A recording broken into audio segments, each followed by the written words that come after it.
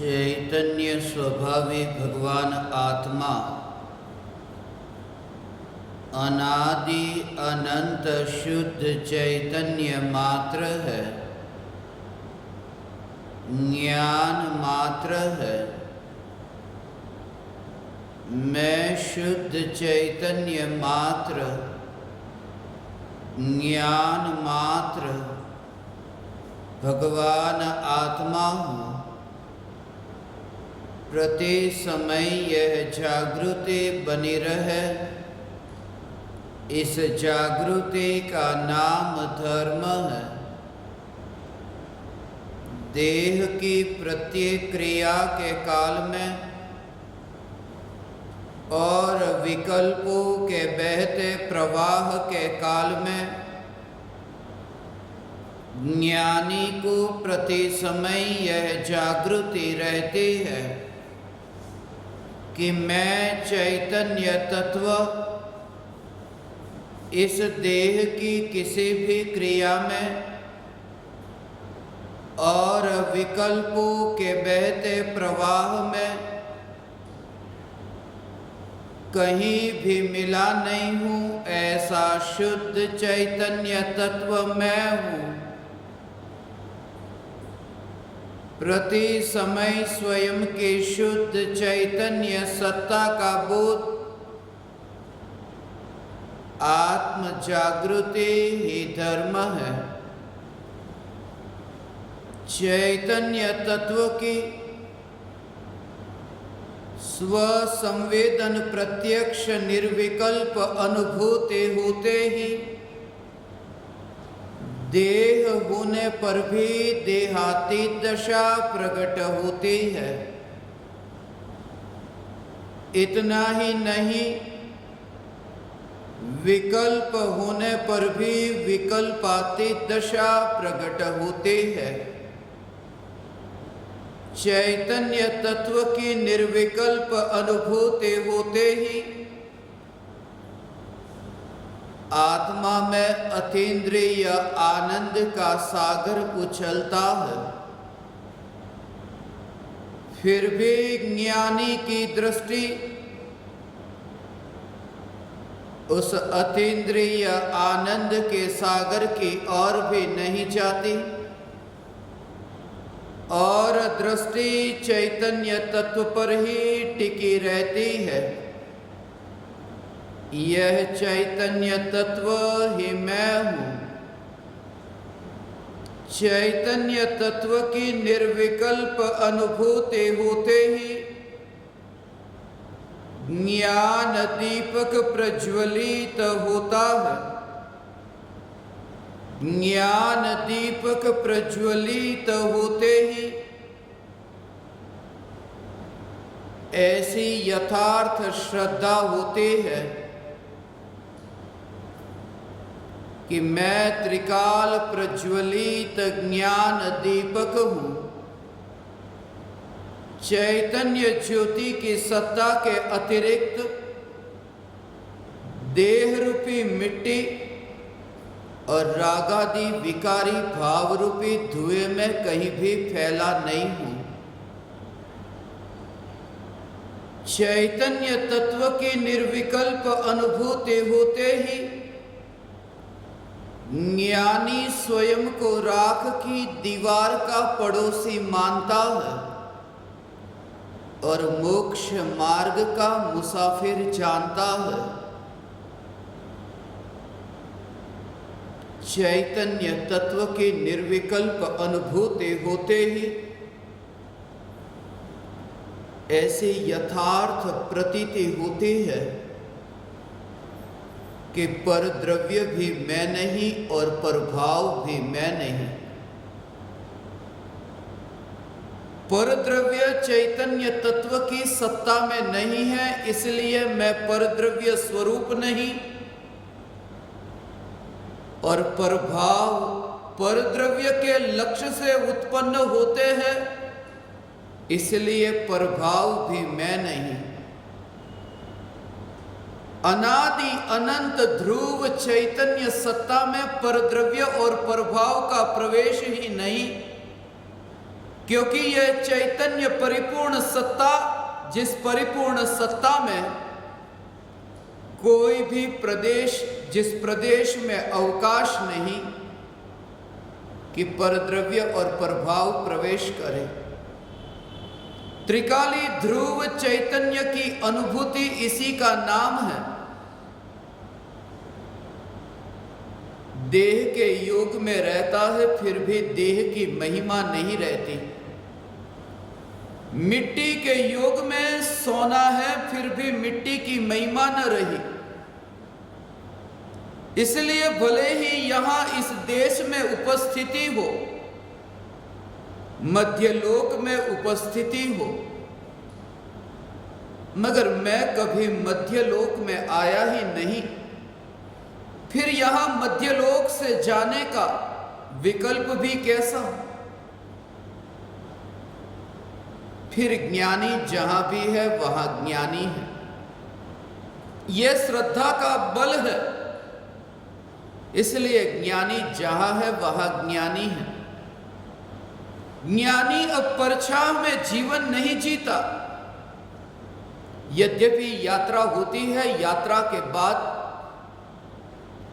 पीछे पद चिन्ह रह जाते हैं। जैसे कोई व्यक्ति चलता है, उसके चरण के चिन्ह, उसके पद के चिन्ह पीछे रह जाते हैं, मगर उस व्यक्ति का ध्यान उस पद चिन्ह पर नहीं, उसकी यात्रा आगे की ओर होती है। उसकी नजर में वह पद चिन्ह नहीं, पद चिन्ह होते हैं मगर उसकी नजरों में कहीं पर भी नहीं। ऐसी ही ज्ञानी की दृष्टि चैतन्य की ओर, और पर्याय के जो ये पद चिन्ह है, जो होते तो है, अनुभूति होती है, सम्यक श्रद्धा होती है, आत्मा में यथार्थ परिणमन होता है, मगर फिर भी दृष्टि का विषय वह ध्रुव चैतन्य तत्व ही बना रहता है। यह ध्रुव चैतन्य तत्व, इसलिए ज्ञानी परछाह में जीवन नहीं जीता। परछाह नहीं होती ऐसा नहीं, मगर ज्ञानी ने स्वयं की सत्ता को परछाह के कारण नहीं माना। जैसे तुम यात्रा करते हो और तुम्हारी परछाह हो, और उस परछाह पर जैसे कोई लाख बार तलवार मारे, परछाह को काटे, मगर तुम जैसे दूर से देखते हो परछाह को कि जब ये परछाह भी कटती नहीं है, तो फिर मैं तो उस परछाह से अत्यंत दूर हूं। ऐसे ही पर्याय को तुम अत्यंत दूर देखते हो। पर्याय के जन्म को और पर्याय की मृत्यु को तुम देखते हो, और मैं स्वयं वहां पर्याय में, परछाह में कहीं पर भी नहीं। यह ज्ञानी का धर्म है, इसलिए यह धर्म सदाकाल टिकता है। इसलिए जब यह अनुभूति होती है मैं परमात्मा, फिर वह अनुभूति सदाकाल, जहां ज्ञानी वहां अनुभूति, क्योंकि अज्ञानी पापी वह भी जहां है वहां पाप को लेकर जाता है। इसलिए कोई स्वर्ग में जाता है, कोई नरक में जाता है।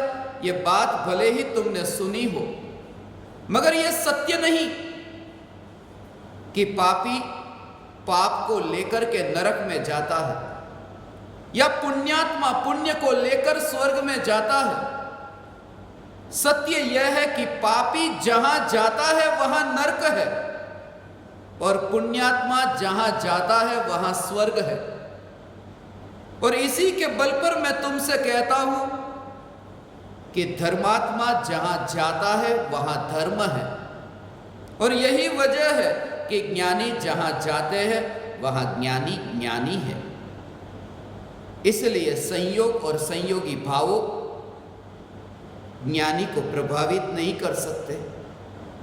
ये स्वयं की पहचान इस मिट्टी से हटी। मैं मिट्टी स्वरूप नहीं, इसलिए ये देह के परमाणु जब विराट चैतन्य तत्व अनुभव में आता है, लोकालोक जिसके ज्ञान में प्रतिबिंबित हो, ऐसा परमात्मा तत्व अनुभव में आता है, फिर यह मिट्टी के परमाणु तक स्वयं की सत्ता को वह नहीं मानता।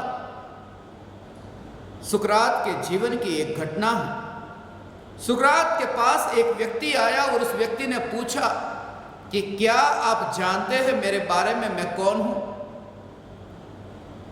और सुकरात ने कहा, रुको थोड़ी देर मैं बताता हूं।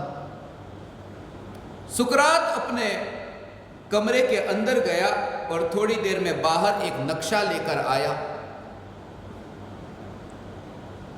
सुकरात ने उस आदमी से पूछा, यह पृथ्वी का नक्शा है, इस पृथ्वी के नक्शे में तुम मुझे बताओ एथेंस कहां है? ग्रीस देश में एथेंस उसकी राजधानी। सुकरात एथेंस में था। वहां पर ही मुझे किसी ने यह कहानी बताई जब मैं एथेंस में आत्मसिद्धि की स्थापना के लिए गया था। उसने कहा उस आदमी को कि इस नक्शे में एथेंस कहां है?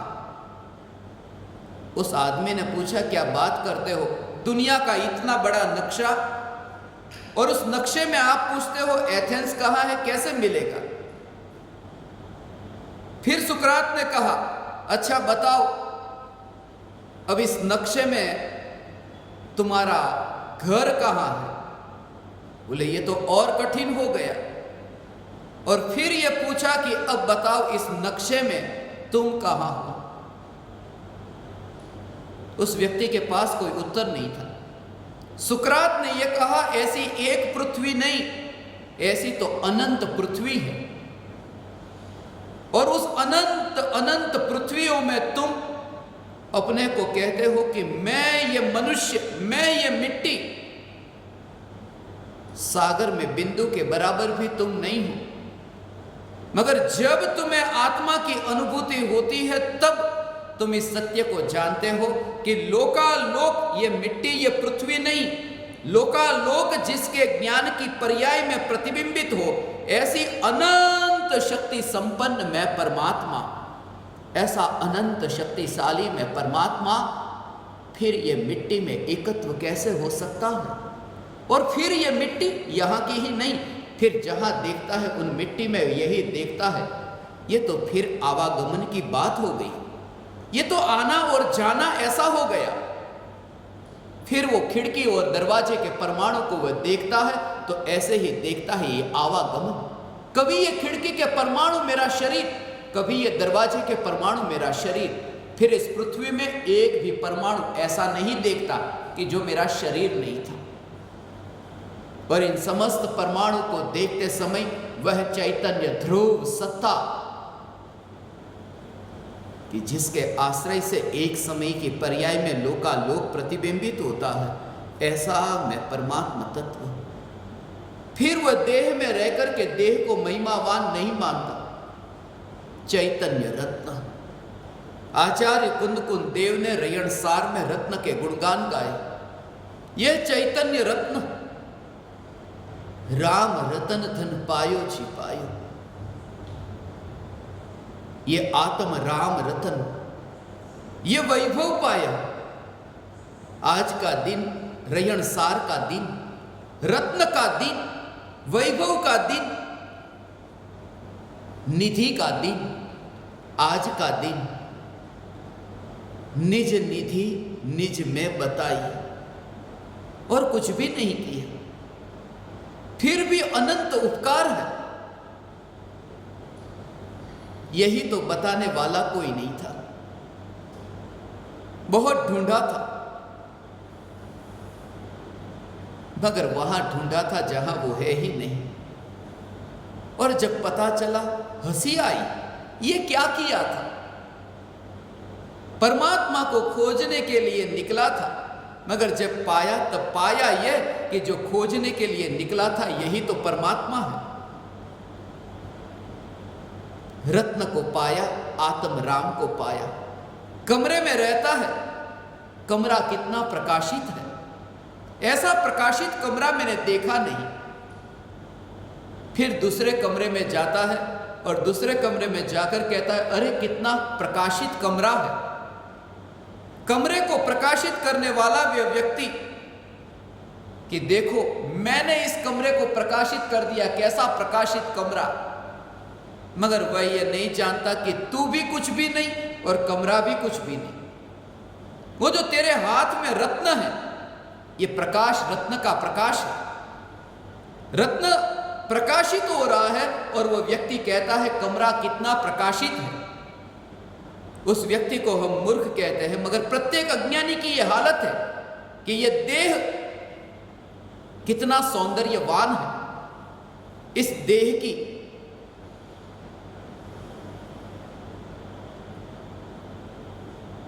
ऐसी दशा को तो तुम देखो, देखते ही तुम्हें पता चले यह चैतन्य परमात्मा तत्व से महान अब कोई नहीं। फिर तुम्हारा ये देह के परमाणु से न्यारा होना हुआ। ये ज्ञान दीपक, फिर जलते हुए दीपक का एक कमरे से दूसरे कमरे में जाना हो, मगर तुम वो ज्योति की महिमा को न भूलोगे। यह ज्ञान ज्योति की महिमा तुम न भूलोगे। यह चैतन्य ज्योति जिससे महान अब इस जगत में कुछ भी नहीं, यह तुमने पाया। तुम जागे और आचार्य कुंद देव जो रयण सार में यह गुणगान गाते हैं, परम कृपालु देव आत्म सिद्धि शास्त्र में आत्मा के गुणगान गाते हैं। पूज्य गुरुदेव श्री कांजी स्वामी ये गुणगान गाते हैं रत्न के, और ये एक रत्न नहीं, ये तो रत्नों का सागर है, ये रत्नाकर है। इसलिए तो पूज्य गुरुदेव श्री के समय सार पर हुए प्रवचन को नाम दिया प्रवचन रत्नाकर। ये रयण, ये रत्न का दिन है आज का दिन। एक बार ये रत्न की अनुभूति हो, फिर तुम जहां भी देखते हो वहां सब जगह तुम्हें रत्न दिखाई देता है। फिर मैं का फैलना मिट गया। जब तुम कहते हो ये मेरा मकान, ये मेरी पत्नी, ये मेरा पुत्र, ये मेरा पति, तब वो और कुछ भी नहीं है, वो मैं का ही फैलना है, वो मैं का विस्तार है। अनुभूति होते ही वो मैं का विस्तार सिमट जाता है और प्रति समय वह जागरूक रहता है। फिर वो देखता है सबको, मगर सब में वह देखता है जो वो यहां देखता है। पति पत्नी के बीच में झगड़ा हुआ, देखो आज बहुत खुशी के समाचार हैं। पिताजी की बचपन की तस्वीर मुझे मिल गई। घर में ढूंढ रहे थे, कुछ और मिल गया, कुछ और। देखो पिताजी की बचपन की तस्वीर।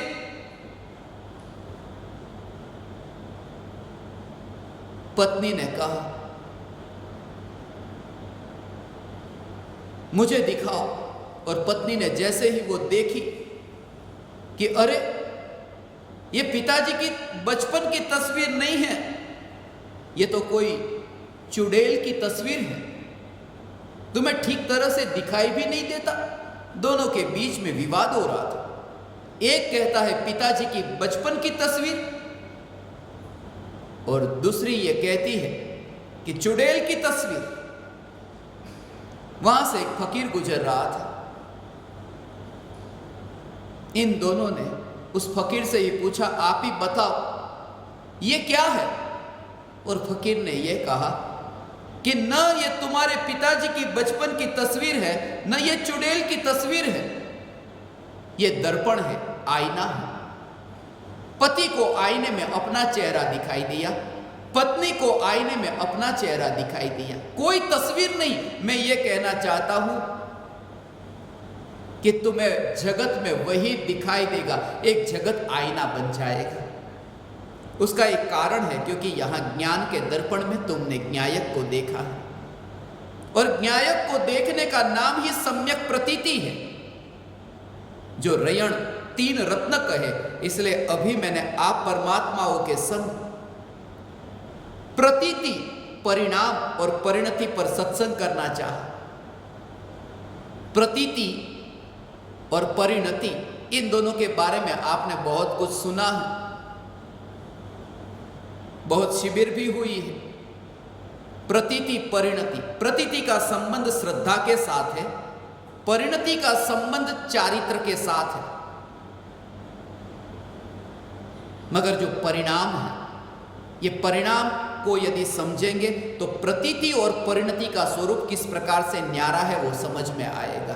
अज्ञानी आज तक यही भूल करता आया है कि उसने जो ज्ञानी की पहचान या फिर अज्ञानी की पहचान, जो पहचान की ज्ञानी अज्ञानी की, वो परिणामों के कारण की, और जिससे ज्ञानी अज्ञानी की पहचान ही नहीं हो सकती। परिणामों से ज्ञानी की पहचान मत करना, प्रतीति और परिणति से पहचान होती है। परिणामों का क्या ठिकाना। हो सकता है अशुभ परिणाम वाला ज्ञानी हो सकता है शुभ परिणाम वाला अज्ञानी हो। परिणामों से ज्ञानी अज्ञानी की पहचान नहीं होती। भरत चक्रवर्ती यदि युद्ध के मैदान में अशुभ परिणाम है, मगर अशुभ परिणाम में भी वे ज्ञानी है। द्रव्यलिंगी मुनिराज शुभ परिणाम है, मगर शुभ परिणाम में भी वे अज्ञानी है। मिथ्या दृष्टि होने से वे अज्ञानी है, भले परिणाम वहां पर शुभ है। इसलिए परिणामों से पहचान न हो। परिणाम का क्या ठिकाना। प्रतीति परिणति सम्यक होने पर वह ऐसी बहती है।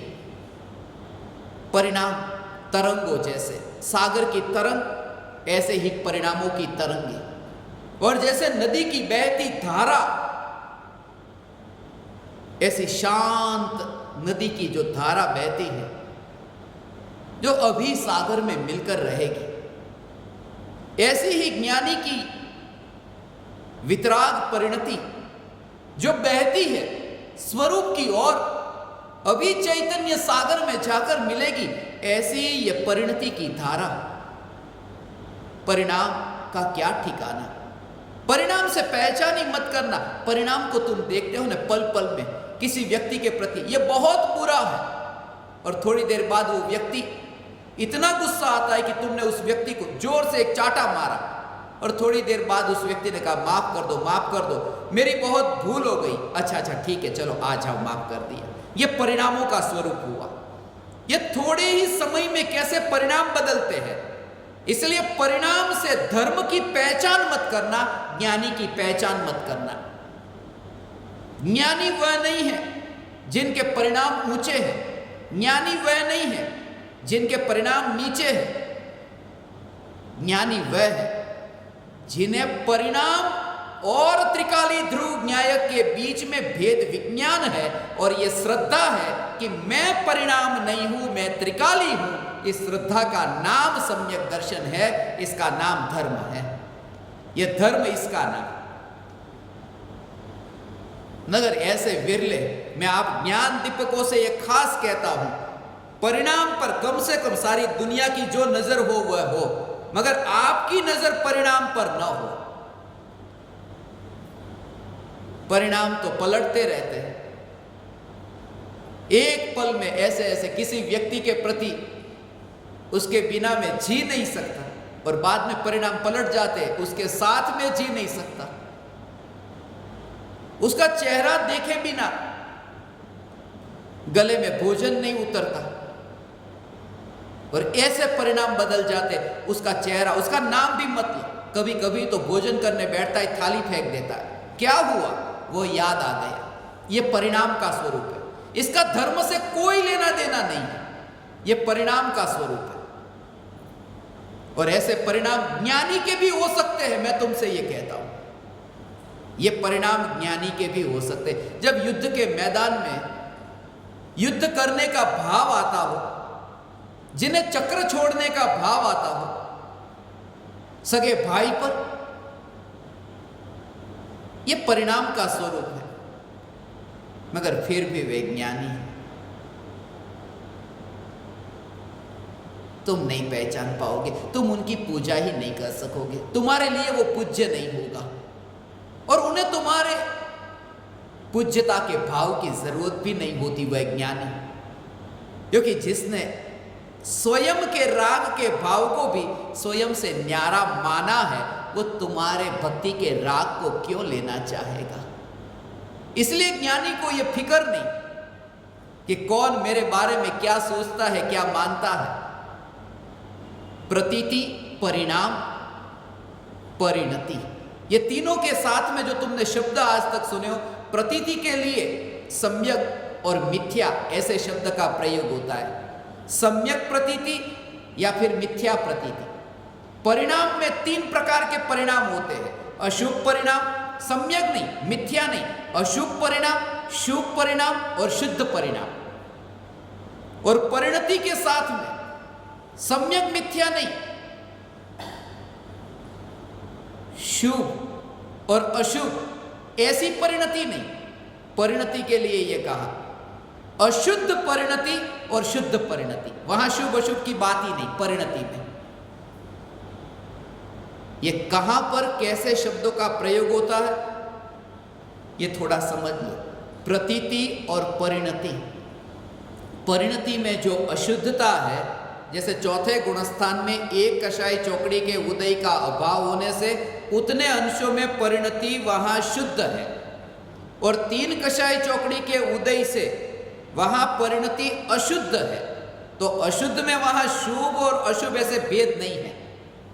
शुभ है वह भी अशुद्ध है, और अशुभ है वह भी अशुद्ध है, यह अशुद्ध परिणति। और दोनों एक साथ में शुभ और अशुभ, ये दोनों मिली हुई, इसका नाम अशुद्ध। ये अशुद्धता तो रहती है, उसके साथ में शुद्ध परिणति भी रहती है। परिणाम में ऐसा नहीं हो सकता। जिस समय अशुभ परिणाम है उस समय शुभ परिणाम नहीं होगा, जिस समय शुभ परिणाम है उस समय अशुभ परिणाम नहीं होगा अज्ञानी के लिए। और शुद्ध परिणाम जब होंगे तब वो शुभ और अशुभ से पार हुआ। वो शुभ परिणाम भी नहीं, अशुभ परिणाम भी नहीं। ये परिणाम एक समय में एक ही होते हैं, मगर परिणति एक समय में ज्ञानी को दोनों है। अशुद्ध भी है कुछ अंशों में, कुछ अंशों में शुद्ध है। ये प्रतीति, परिणाम और परिणति। आज तक हमने परिणाम से ज्ञानी की पहचान की, अज्ञानी को परिणाम से देखा। 4 सम्यक दृष्टियों के बारे में आपने सुना। चारों सम्यक दृष्टि, भरत चक्रवर्ती सम्यक दृष्टि है, सौधर्म इंद्र सम्यक दृष्टि, लोकांतिक देव सम्यक दृष्टि, सर्वार्थ सिद्धि के देव सम्यक दृष्टि। ये 4 सम्यक दृष्टि के बारे में मैं आपसे कहूं, फिर तुम्हें वो परिणामों पर जोर रहे ही नहीं कि परिणाम पर जोर देने योग्य नहीं। पहली बात, भरत चक्रवर्ती जो 6 खंड को जीतने निकले हैं, जो पाप से ऐसे भरे हैं, अभी महाव्रत तो नहीं, अणुव्रत भी नहीं, ऐसे ये भरत चक्रवर्ती। और दूसरे में सौधर्म इंद्र, जो तीर्थंकर भगवान का जन्म होता है तब सौधर्म इंद्र आकर के वो जन्मोत्सव मनाता है, नाचता है, वो सौधर्म इंद्र। और लोकांतिक देव, उनकी दशा तो सौधर्म इंद्र से भी ऊंची, क्योंकि वो जन्मोत्सव में आते ही नहीं। लोकांतिक देव जब दीक्षा कल्याणक होता है तीर्थंकर का तब आते हैं, तब कल्याणक में कहते ना, आए लोकांतिक ब्रह्मचारी, वो तीर्थंकर भगवान के दीक्षा कल्याणक में आते हैं। कैसे होंगे उनके परिणाम कि जन्म में तो नाचने गाने जाना ही नहीं, ऐसे परिणाम वाले। और उनसे भी ऊपर सर्वार्थ सिद्धि के देव, ये भगवान के 5 कल्याणक हो जाए तो भी जो 5 कल्याणक में आने का विकल्प नहीं जिनको, ऐसे सर्वार्थ सिद्धि के देव, ये कैसे ऊंचे परिणाम होंगे सर्वार्थ सिद्धि के देव। सर्वार्थ सिद्धि के देव के परिणाम और यहां भरत चक्रवर्ती के परिणाम, दोनों में किनके परिणाम सबसे ऊंचे? कोई भी कहेगा सर्वार्थ सिद्धि देव के परिणाम देखो, 33 सागरोपम वर्षों तक, हिंसा नहीं, 33 सागरोपम वर्ष तक स्वाध्याय ही स्वाध्याय, सत्संग ही सत्संग। तो ऐसे जो सर्वार्थ सिद्धि देव और ये भरत चक्रवर्ती, परिणामों की दृष्टि से देखो तो वे देव सर्वार्थ सिद्धि के इतने ऊंचे लगते हैं और भरत चक्रवर्ती के परिणाम बहुत नीचे लगते हैं, क्योंकि इतने पाप और युद्ध करने के लिए निकले। फिर भी भरत चक्रवर्ती उसी भव में मोक्ष गए और ये सर्वार्थ सिद्धि उस भव में मोक्ष नहीं जाएंगे, ये नियम जानो। मैं ये कहता हूं परिणाम तो कितने ऊंचे थे, मगर मोक्ष तो नहीं जा सकते ना सर्वार्थ सिद्धि के देव, और इनके परिणाम कितने भी वो पाप रूप थे, फिर भी उस भव में मोक्ष में गए नहीं। मैं ये कहता हूं परिणाम कितने भी नीचे हो, परिणाम में पलटना, परिणाम में परिवर्तन आना, उसमें देर नहीं लगेगी। प्रतीति और परिणति में परिवर्तन आने में अनंत काल लग गया। भावों के बदलने में देर नहीं लगती, भाव तो बदल जाते हैं। इसलिए तो मैं हमेशा कहता हूं पल पल पलटते पामर परमात्मा, पलट जाते हैं, मगर पलटने पर भी ज्ञानी को आश्चर्य नहीं होता, दुख नहीं होता, अरे ये पलट गए, नहीं इसने मुझे धोखा दिया, नहीं, यह तो पहले से ही उम्मीद थी कि बेवफा निकलोगे तुम। खुशी तो है मेरी इस बात पर कि मेरी जो उम्मीद थी उस उम्मीद पर तुम खरे उतरे। पहले से ही पता था कि तुम बदल जाओगे, और जगत में कोई न बदले ने तो समझना कि मैं कहां आ गया। यहां संसार में तुम परिवर्तन न देखो, इसलिए ज्ञानी को एक भी पर्याय के परिवर्तन में आश्चर्य नहीं होता कि अरे ये क्या हो गया। यही तो भीतर की चैतन्य की अनुभूति के बल, ये चैतन्य की मस्ती, परिणाम के बदलने में देर नहीं लगती। ऐसा जानो कि परिणाम नियम से बदलते ही है, जो बदलते हैं उसी का नाम परिणाम है। जिसमें परिणमन होता ही रहे वो ही परिणाम है। निगोदिया को भी शुभ परिणाम होते हैं, हर अंतर मुहूर्त में परिणाम बदलते हैं। और द्रव्यलिंगी मुनि को भी हर अंतर मुहूर्त में अशुभ परिणाम होते हैं, क्योंकि तीन ही परिणाम है, अशुभ, शुभ और शुद्ध। तो द्रव्यलिंगी मिथ्या दृष्टि मुनि को शुद्ध परिणाम है नहीं, तो नियम से 28 मूलगुण का पालन करने वाले मुनि को भी 48 मिनट के भीतर अशुभ परिणाम आए बिना नहीं रह सकते, ये परिणाम का स्वरूप। और निगोदिया को अंतर मुहूर्त में वो शुभ परिणाम आए बिना नहीं रहता, ये परिणाम का स्वरूप। ऐसा परिणाम, ये धर्म कैसे हो सकता है? ऐसा ये परिणाम का स्वरूप। इसलिए मैं ये नहीं कहता क्रोध करो, मान करो, माया करो, लोभ करो। मैं ये कहता हूं परिणाम के कारण ज्ञानी की पहचान मत करना, बस। वरना तुम ज्ञानी का अपमान नहीं करोगे, तुम अपनी अनुभूति से वंचित रह जाओगे। क्योंकि जब भी तुम्हारे में कोई बुरे परिणाम होंगे ना, तुम्हें ऐसा लगेगा कि अरे अब मैं धर्म कैसे करूं। अरे तुम्हें स्वयं को हीनता का भाव आएगा। सामने वाले की तुम पूजा करो या न करो, उसमें कोई लेना देना नहीं। कृपालु देव वहां मुंबई में दुकान पर बैठ करके व्यापार करते हैं, ये ज्ञानी, उनका तुम कुछ भी नहीं बिगाड़ोगे। मगर ये ज्ञानी, ऐसा देख करके तुमने परिणाम से आत्मा को देखा, उनके भीतर जो सम्यक प्रतीति और सम्यक परिणति, ऐसी शुद्ध परिणति, वितराग परिणति, उस वितराग परिणति को नहीं देखा। अंतर क्या होता है कि अज्ञानी को कषाय की मंदता होती है, तो भी कषाय की मंदता में यह मान्यता है कि मैं मंद कषाय वाला, और ज्ञानी को तीव्र कषाय होने पर भी मान्यता है कि कषाय मेरा स्वरूप नहीं है। यह दोनों में अंतर है। और जहां भेद विज्ञान होता है, तो मैंने जैसे कहा कि भरत चक्रवर्ती को फिर देर नहीं लगी केवल ज्ञान पाने में। दोनों में देखो, बाहुबली ने तो जमीन दे दी ने कि लो, और बाहुबली का कषाय ज्यादा था या भरत चक्रवर्ती का? परिणाम को देखो, बाहुबली तो कितने शांत परिणाम वाले, और भरत चक्रवर्ती कितने तीव्र क्रोध के भाव, कषाय के भाव वाले।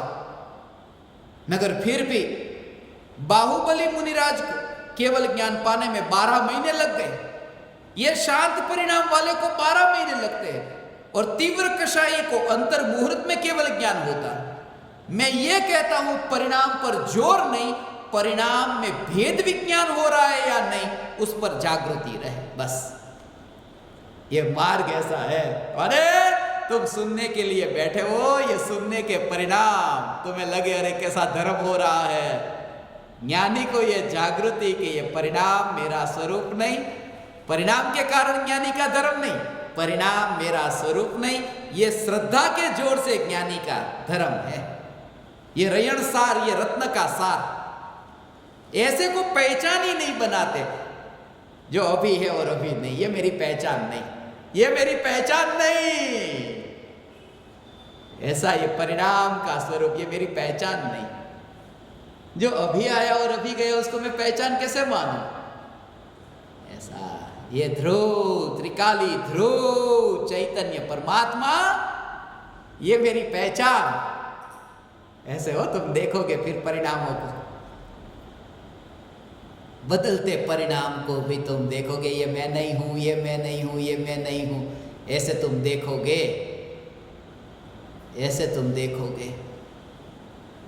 किनारे पर मैं हूं और बहती उस नदी की धार में मैं नहीं हूं, ऐसा तुम देखोगे। वो पहचानी जिसने परिणामों से पहचान की।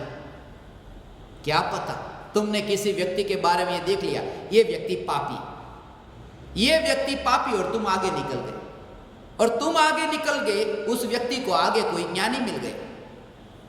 तुमने क्या देखा कि वो पापी, ये कैसे मोक्ष में जाएगा, और उस व्यक्ति को आगे कोई सदगुरु देव मिले, कृपालु देव मिले, उस व्यक्ति का जीवन बदल गया, उस व्यक्ति ने सम्यक दर्शन पाया, वो व्यक्ति मुनि हो गया और सिद्धशिला पर बैठा, और तुम, वो व्यक्ति कैसा पापी, वो मोक्ष जा ही नहीं सकता। वो परिणाम से तुमने पहचान की, वो सिद्धशिला में बैठा हुआ, वो तुम्हें जानता है कि ये तुम्हारे परिणाम देखो, मगर वे तुम्हें परिणाम के रूप में नहीं देखते, वे भी देखते तुम परमात्मा है सिद्धशिला पर विराजमान होकर। ज्ञानी प्रत्येक आत्मा को ऐसे परमात्मा, परिणाम से नहीं, ऐसे परिणाम से नहीं। तूने मेरे साथ ऐसा किया, तूने मेरे साथ वैसा किया, ये परिणाम है। सबको परिणाम के ढेर में डाल देना, ये सब परिणाम। आज मैंने 8 घंटे स्वाध्याय किया, कैसे भाव आए होंगे? ये परिणाम, ये धर्म नहीं। ये 8 घंटे स्वाध्याय किया, वो स्वाध्याय करने का भाव आया, तब जागृति थी कि मैं त्रिकाली, और ये स्वाध्याय का भाव आया और गया, तो धर्म हुआ। ऐसा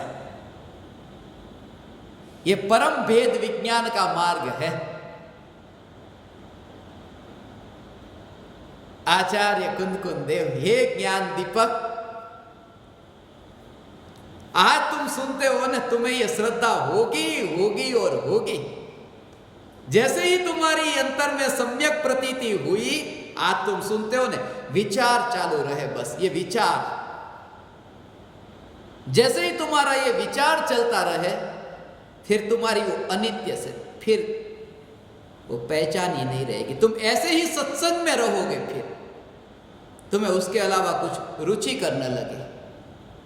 अब सत्संग ही एकमात्र उपाय है। इस भूमिका में सत्संग के अलावा कुछ भी नहीं। जैसे ही तुम रुके, जैसे ही तुम्हें नींद आई, कोई जगाने वाला चाहिए। पर जागा हुआ ही दूसरे को जगा सकता है। जिसके पास आंख है वही दूसरे की आंख का ऑपरेशन कर सकता है। इसलिए कहता हूं, हे ज्ञान दीपक तुम जागो। और जागने का अर्थ यही है कि परिणाम का ठिकाना नहीं, मैं परिणाम से न्यारा परमात्मा हूं, ऐसी प्रतीति, और इस प्रतीति के बल पर जो वितरागता प्रकट हुई उसे कहते हैं परिणति। परिणति में शुद्धता प्रकट हुई।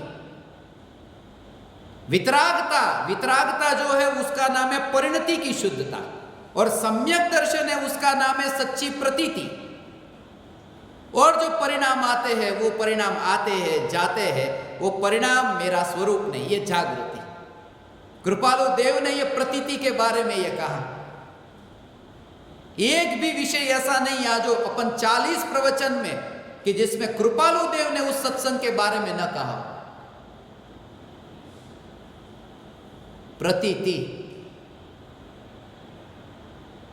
कृपालु देव वर्ते निज स्वभावनो अनुभव लक्ष्य प्रतीत। ये प्रतीत आत्मसिद्धि में ये प्रतीत शब्द का प्रयोग किया। वृत्ति वह निज भाव में परमार्थ है संकित।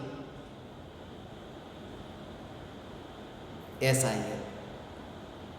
परिणाम मेरा स्वरूप नहीं, परिणाम स्वरूप में नहीं, परिणाम से मेरी पहचान नहीं। फिर कोई भी परिणाम उत्पन्न होते हैं उस समय ये जागृति कि ये उदय के परिणाम है, ये उदयगत ये परिणाम है, और उदयगत परिणाम मेरी पहचान कैसे हो सकते हैं। ये जो कुछ भी हो रहा है, आना जाना, ये आवागमन, ये सब मेरा नहीं, ये सब बाहर का है, ये मेरा नहीं। आना जाना हो रहा है ना, मैं तो हूं, ये हूं। और वर्तमान में तुमने ऐसा जाना, फिर तुम्हें मोक्ष में नहीं जाना, ऐसा मोक्ष में नहीं जाना, क्योंकि तुम्हारी यात्रा ही ऐसी है वर्तमान से। क्योंकि भविष्य में मोक्ष में जाने की यात्रा तो वर्तमान से शुरू होती है। ऐसा कल जो पैदा होगा वो आज से ही तो कल पैदा होगा। भविष्य तो ऐसे ही वर्तमान से गुजर करके ही तो भविष्य में यात्रा करेंगे। इसलिए कल की फिक्र नहीं, वर्तमान में मैं इतना संतुष्ट कि मैं परिपूर्ण परमात्मा हूं, बस। और जैसे तुम ध्यान से पूर्व तत्व विचार करते हो ने, हे ज्ञान दीपक, उस तत्व विचार के काल में जब तुम आंख बंद करके भीतर में देखो, तुम्हें देह का भान न रहे। दुनिया कहेगी, दुनिया ये कहेगी ये धोखा दे रहा है। दुनिया ये कहेगी या तो ये धोखा दे रहा है या फिर ये किसी से धोखा खाकर बैठा है। वो तुम्हें नहीं पहचानेगी, मगर तुम्हें ऐसा होगा कि अरे पता ही नहीं चला, अरे ये मैं किन किन विचारों में ये भूल ही गया कि अरे ये शरीर भी है। ऐसा होगा तुम्हें, पहले विचारों से ही तुम्हें ऐसा होगा। वहां पर भी मिथ्यात्व का भाव छुपा होगा, मगर उस पर भी उस तत्व विचार से वो हथौड़े पड़ेंगे, उसके ऊपर वो हथौड़े पड़ेंगे। ऐसा ये परिणाम की ओर फिर तुम्हारा जोर न रहेगा। हर पल पल पलटते हैं। बहुत से लोग मेरे पास आए कि मुझे आपको इतना दान देना है। आश्रम में मोटा भाई मुझे कहते हैं, ये भाई साहब आए तब मेरी ओर से इतना लिख लो। लिखा दिया। देने वाला कौन? भाव बदल गए, परिणाम बदल गए। मोटा भाई ने पूछा कि अरे आपने वो कहा था लिख लो। मैंने लिखने को कहा था, देने को थोड़ी कहा था। लिख लो। पलट जाते परिणाम। तुम खुद देखना, कभी कभी तुम्हें ऐसे भाव आते, लाभ इसको मैं इतना दे दूं,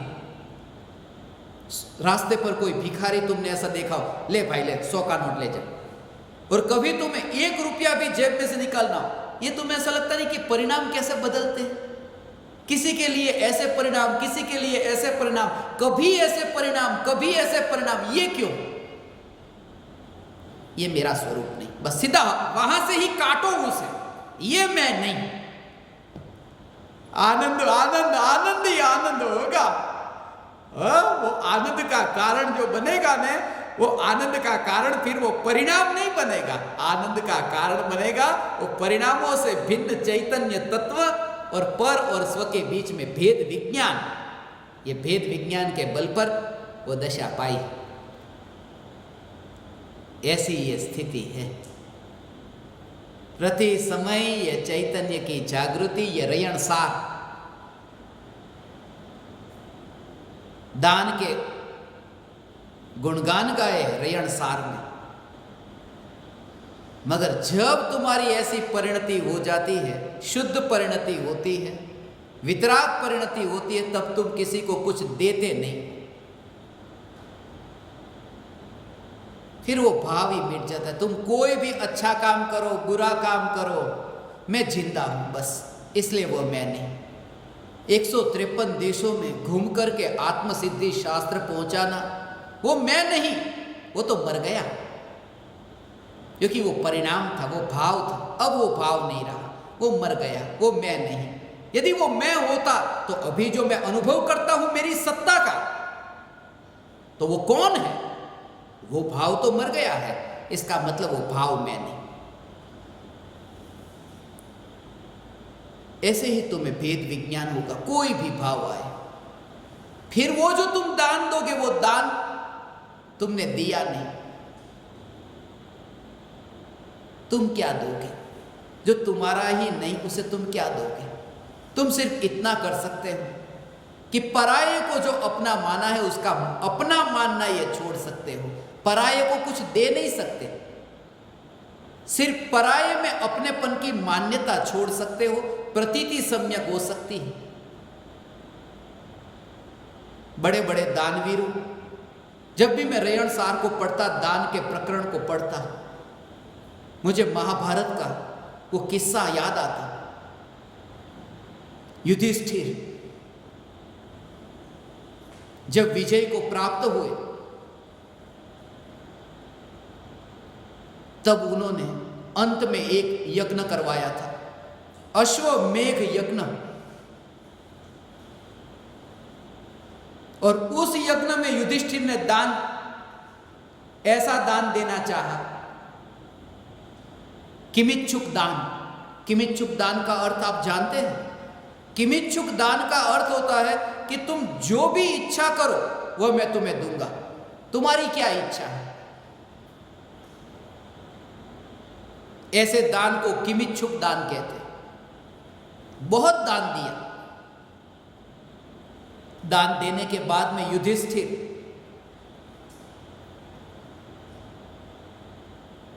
श्री कृष्ण से पूछते हैं, आज तो कैसा दान दिया? ऐसा दान देने वाला तो इतिहास में कोई नहीं हुआ होगा ना। तभी एक नेवला आया जिसका आधा शरीर सोने के रंग का था, सोने का, और आधा नेवले का रंग जैसा।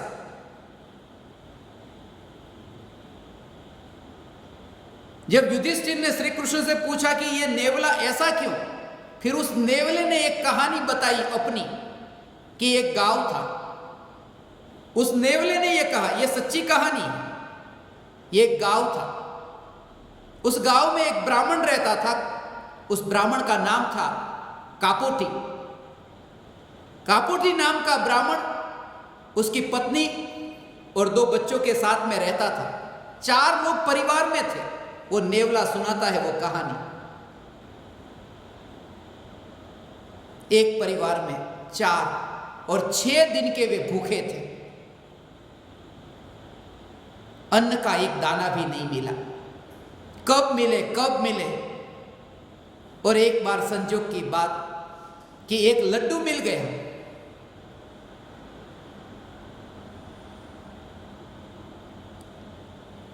चारों ने लड्डू को बांट लिया। 4 भाग कर दिए। गरीब घर में जितना प्रेम मैंने देखा है, अमीरों के घर में नहीं देखा। वहां प्रेम ही नहीं होता। जहां पैसा है वहां प्रेम कैसा है? मैं ये नहीं कहता कि पैसेदार के घर में प्रेम नहीं होता। मैं ये कहता हूं जिनके दिमाग में पैसे के अलावा कुछ नहीं, उसके अंतर में प्रेम कैसे होगा? चारों बांट करके बैठे लड्डू खाने के लिए। ऐसे ही अभी मुंह में लड्डू डालने जाए कि दरवाजे पर आया भिक्षु, दया प्रभुनी, कुछ खाने को मिलेगा? जैसे ही मुंह पर अभी 6 दिन के बाद में पाव लड्डू वो खाने जा रहा था, उस ब्राह्मण ने, कापोती ने अपना लड्डू उस भिक्षुक को दे दिया। उस भिक्षुक ने कहा, मेरा पेट अभी तक नहीं भरा, थोड़ा और मिलेगा? पत्नी ने भी अपना जो भाग लड्डू का था वो उसे दे दिया। भिक्षुक ने कहा, अभी भी पेट नहीं भरा। दोनों बच्चों ने भी एक एक करके अपना भाग लड्डू का जो था वो दे दिया। भिक्षुक पूरा लड्डू खा गया और आशीर्वाद देकर वहां से चला गया। और ये चारों लोग उस छोटी सी झोपड़ी में भगवान का नाम लेते लेते ही मर गए। नेवला कहता है, वो जो लड्डू खाया था, थोड़े थोड़े दाने, थोड़े रजकण जैसे वो छोटे छोटे परमाणु वहां नीचे गिरे थे जहां भिक्षुक ने लड्डू खाया था। और उस परमाणु जो मेरे शरीर को छुए, उतना भाग सुनहरा, ये सोनेरी रंग का हो गया। और तब से मैं ढूंढता हूं ऐसे व्यक्ति के वहां जाकर के जो दान देता हो, कि जिससे मेरा जो आधा भाग नेवले के रंग का है वो भी सोनेरी हो जाए। और आज मुझे पता चला कि युधिष्ठिर ने किमिच्छुक दान दिया है। मैं जाता हूं इनके वहां, मगर कब से मैं लपेट रहा हूं यहां आड़ोटे से, पण तोय वो आधा रंग नेवले जैसा वो सोनेरा होता ही नहीं। श्री कृष्ण ने युधिष्ठिर से कहा, सुना युधिष्ठिर, तुम अभी पूछते थे, हमने जैसा दान दिया ऐसा दान तो इतिहास में किसी ने नहीं दिया होगा, ये सुनी कहानी? युधिष्ठिर ने कहा, हाँ आज सुनी, हमारे जैसा दान देने वाले भी पहले हो चुके हैं। श्री कृष्ण ने कहा, तू कुछ समझा ही नहीं युधिष्ठिर, मत के ऐसा कि हमारे जैसा दान देने वाले पहले हो चुके हैं। तेरा दान उस ब्राह्मण के दान जैसा भी नहीं है। यदि उसके जैसा होता तो ये नेवला सोनेरी हो जाता। तेरा दान तो उस ब्राह्मण के जितना भी नहीं। दान का अर्थ जिसमें भाव ही नहीं कि मैंने कुछ दिया, जिसमें अहंकार का भाव। इसलिए रयणसार में जो दान का स्वरूप समझाया, जब भी मैं रयणसार की गाथाओं को पढ़ता, यही बात मुझे स्मरण में आती। वस्तु को छोड़ना नहीं होता। आज तक कभी किसी ने वस्तु को छोड़ा? सामने जैसे तुम हीरे को देखो और तुम्हारी मुट्ठी में कंकड़ हो और तुम हीरे को पकड़ने जाते हो, और हीरा जैसे ही तुमने पकड़ा, तुम ये कहते हो मैंने कंकड़ जो था कंकड़ का त्याग कर दिया, कंकड़ को छोड़ दिया, मैं कितना बड़ा त्यागी हूं, तुम ये कहते हो। हीरा हाथ में आया कि कंकड़ तो गया, विकल्प ही नहीं कंकड़ का। ऐसे ही ये चैतन्य हीरा जब अनुभव में आता है, तुम जगत के पदार्थों का त्याग नहीं करते, सिर्फ ये जानते हो कि जगत के पदार्थ ज्ञान में मिले ही नहीं। ये जानना, इसी का नाम त्याग हो गया। ये ज्ञान का नाम त्याग है। इसलिए आचार्य कुंदकुंद देव समयसार की 34वीं गाथा में ये कहते हैं, ज्ञान ही प्रत्याख्यान है। ये आचार्य कुंदकुंद देव, ये जागृति, अज्ञानी को यह भ्रम है कि मैं कुछ करता हूं। जो भी वो करता है वो अहंकार से करता है। मैंने एक कहानी सुनी थी, एक सम्राट जंगल में गया, शिकार के लिए गया था, भटक गया।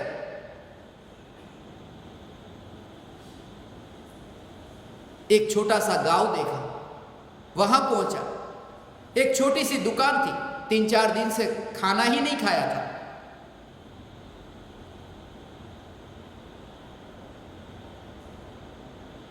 दुकान पर जाकर पूछा क्या बिकता है यहां। उसने कहा कुछ फल है, चीकू, कि चीकू है, ये चीकू का दाम क्या है। उस व्यापारी ने देखा, उसने कहा एक चीकू का 1 सोना मोहर। बोले क्या बात करते हो, एक चीकू का 1 सोना मोहर? क्या यहां चीकू बड़ी मुश्किल से आते हैं? उस व्यापारी ने कहा चीकू बड़ी मुश्किल से नहीं आते, सम्राट बड़ी मुश्किल से आते हैं। यह मौका मिला है। जैसे ही कहा सम्राट, वो देने को तैयार हो गए। अब तो देना ही पड़ेगा, क्योंकि सम्राट की शान का सवाल है, अहंकार का सवाल है। दे तो देता है आदमी, मगर अहंकार। ऐसे ही एक व्यक्ति के बारे में मैंने सुना था, एक राज्य के दरबार में पहुंच गया, एक सस्ती सी पगड़ी थी, पगड़ी बेचने के लिए, चमकती थी। हमेशा याद रखना, चमकती जो चीज होती है वो सस्ती होती है। खास बात तो यह कि सस्तापन छिपाने के लिए चमकना बहुत जरूरी हो जाता है। सम्राट को जाकर बोला यह पगड़ी आप खरीदेंगे? कितने की? ये 2000 की। अरे ये पगड़ी चोर बाजार में 50 की मिलती है, ये 2000 की। बोले हाँ महाराज, ये 2000 की पगड़ी है।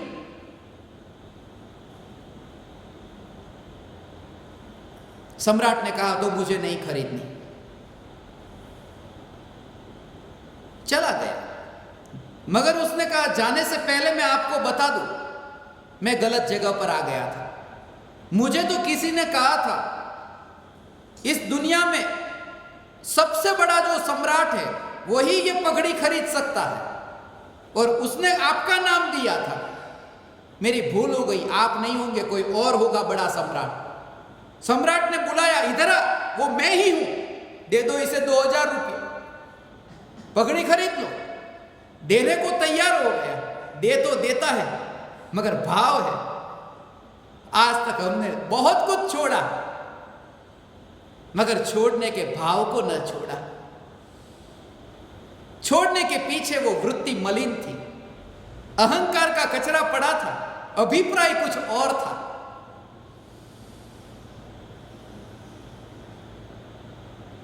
मैंने देखा था 2 पहलवान लड़ रहे हैं, एक दूसरे को ऐसा मुक्का मारते हैं। एक आदमी जो मेरे पड़ोस में बिल्कुल पास में ही खड़ा था, जोर जोर से चिल्ला रहा था, मारो मारो।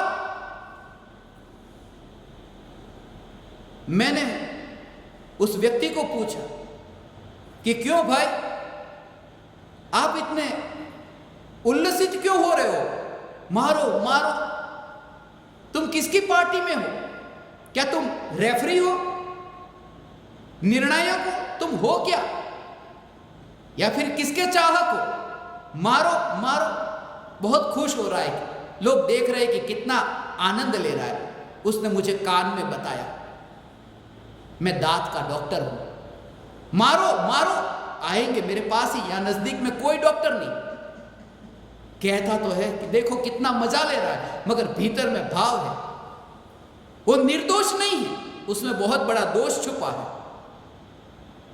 बहुत बार हमने छोड़ा, मगर छोड़ने के भाव को न छोड़ा। इसलिए पूरी तरह से जांच कर लेना, परिणाम की नहीं, परिणाम में भेद विज्ञान की।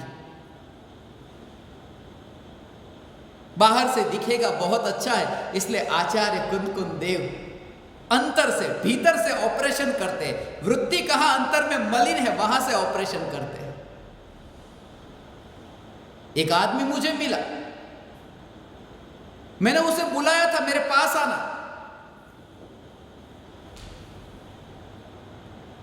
आज बहुत अच्छा सत्संग होने जा रहा। आया वो, मगर देरी से आया। सत्संग में अक्सर देरी हो जाती है, मंदिर जाने में देरी हो जाती है, बैंक जाने में देरी नहीं होती। कभी कभी मैं बैंक के बाहर इतनी लंबी कतार देखता हूं,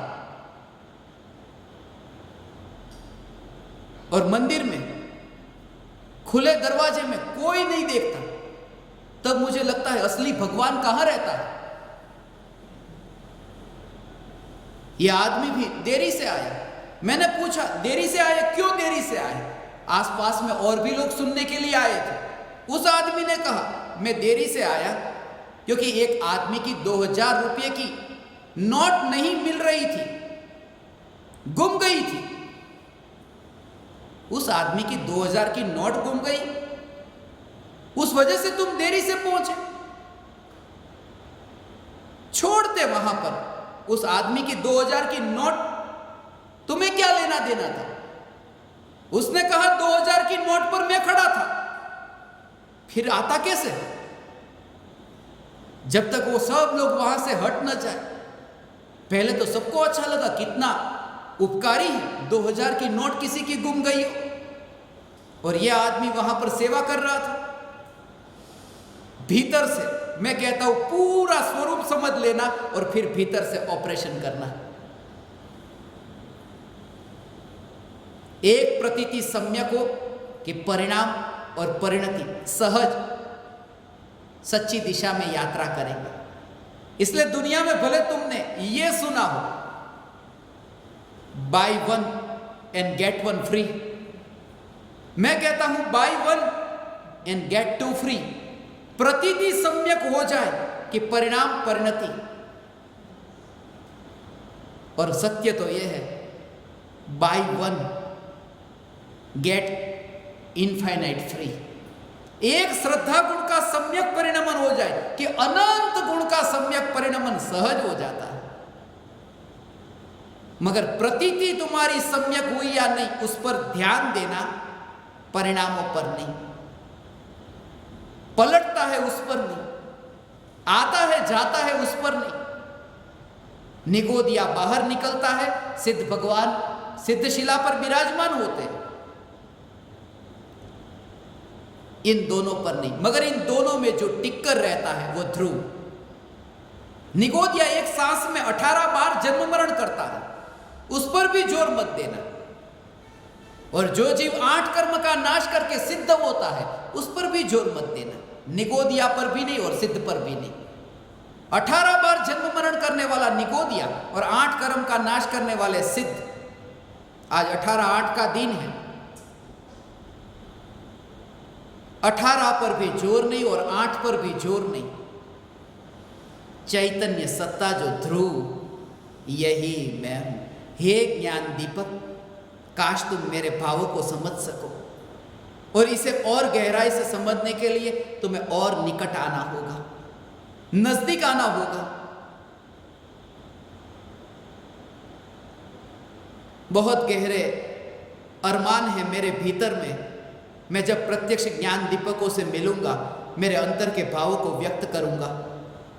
इस पृथ्वी पर मुझे समझने वाले जो ये 142, मैं आपको मेरे हृदय की बात कहूंगा। मैंने जो सपने देखे हैं तुम्हारे लिए, वो तुमसे कहूंगा, और वो पूर्ण होंगे, क्योंकि ये सपना बाहर की यात्रा का नहीं, भीतर का है। आप समस्त परमात्माओं ने मुझे सत्संग करने का अवसर दिया। मेरा इतना समय सत्संग में रहा, ऋण रहा आप परमात्माओं का मुझ पर। मैं आप समस्त परमात्माओं को मेरे हृदय के अंतःकरण से प्रणाम करता हूं। मेरे प्रणाम स्वीकार करें।